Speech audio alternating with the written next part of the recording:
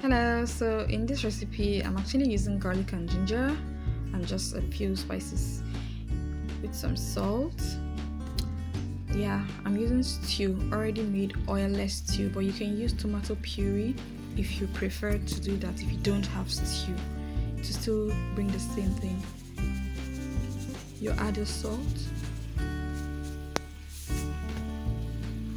and then your garlic and ginger and then whisk it. So if you're using fresh garlic and ginger, it's advisable for it to be in the saucepan steaming together with the tomato and pepper paste. When you whisk it and your tomato is steamed, you just pour in the egg and allow it to steam a bit.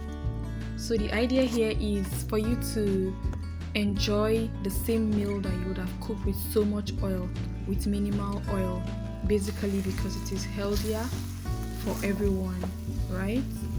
So now once it steams a bit, you will find out that it served the same purpose that you would have achieved using so much oil to fry it.